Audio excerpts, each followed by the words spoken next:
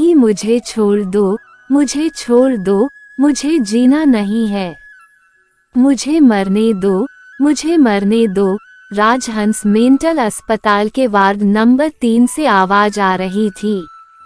26 साल की आरुषि 60 साल की ऐसी महिला लग रही थी जिनके चेहरे की चमक चली गई थी।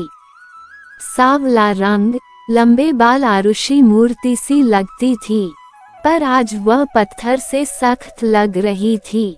वो 1 महीने से वहां भर्ती थी क्योंकि उसका मानसिक संतुलन बिगड़ गया था। उसका केस देख रही डॉक्टर नेहा पटेल ने उसके पिछले जीवन के बारे में जानना चाहा। उन्होंने सभी जानकारी उसके गांव मलकापुर यहां जाकर ली। वो एक बहुत बुद्धिमान और बहुमुखी व्यक्तिमत्व की लड़की थी। उसे 12वीं कक्षा में 99% अंक मिले थे। उसके पिता चाहते थे कि वह डॉक्टर बने, लेकिन उसका एक अलग विचार था। वह एक शिक्षिका बनना चाहती थी।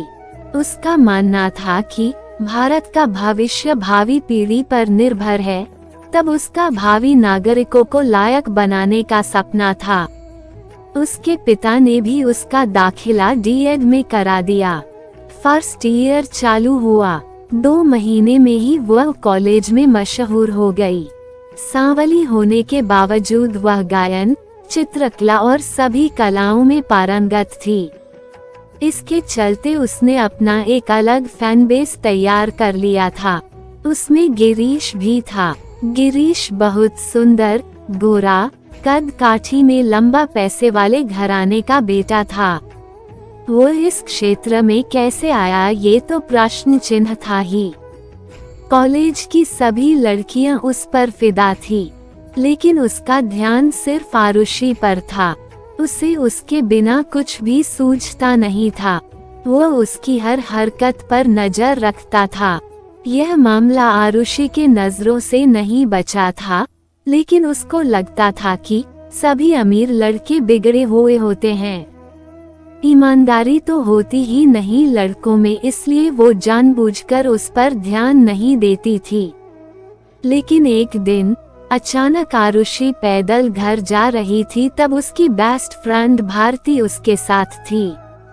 गिरीश ने उनके सामने कार रोकी और आरुषि आगे निकल गई। गिरीश भी गाड़ी से उतर गया और जिद करके आरुषि और भारती को कार में बिठा लिया और दोनों को घर छोड़ आया। उस दिन से उनकी दोस्ती और पक्की हो गई। दोस्ती कब प्यार में बदल गई पता ही नहीं चला। 2 साल के अंदर ही दोनों में गहरा प्यार हो गया। आज रिजल्ट का दिन था, क्योंकि आरुषि कॉलेज में फर्स्ट आई थी। गिरीश भी अच्छे अंकों से पास हो गया। दोनों को नगर पालिका में प्राथमिक विद्यालय में नौकरी मिली। दोनों सेटल हो गए थे और सब कुछ अच्छा चल रहा था, लेकिन एक दिन अचानक गिरीश के पिता ने इन दोनों को एक साथ देख लिया। गिरीश ने अपने प्यार के बारे में सब कुछ बता दिया, लेकिन उसके पिता ने अपने दोस्त की बेटी माधुरी से गिरीश की शादी करवा दी। ये खबर आरुषि तक पहुंची और उस दिन से लेकर आज तक वह इस मौत का दंश झेल रही है। ये सब जानकर डॉक्टर नेहा पटेल इनको बहुत दुख हुआ। उन्होंने उसकी बहुत मदद की। उचित उपचार का उपयोग करके उसे इस स्थिति से बाहर निकालने में मदद की। करीब 6 महीने बाद आरुषि पहले की तरह सही हो गई।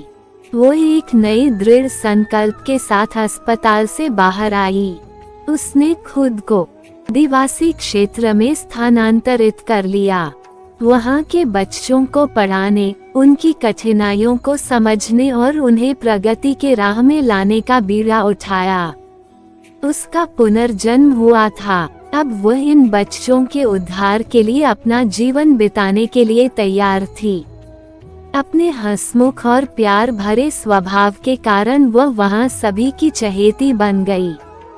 वह स्कूल में दोहरी अध्यापिका के रूप में कार्यरत थी। वहाँ के प्रिंसिपल भी उसके पिता के समान स्नेही थे। वह उसे अपनी बेटी की तरह मानते थे। दोनों पति पत्नी आरुषि को खूब लाड प्यार करते थे। प्राचार्य सेवानिवृत्त होने वाले थे, इससे वह बहुत उदास महसूस कर रही थी।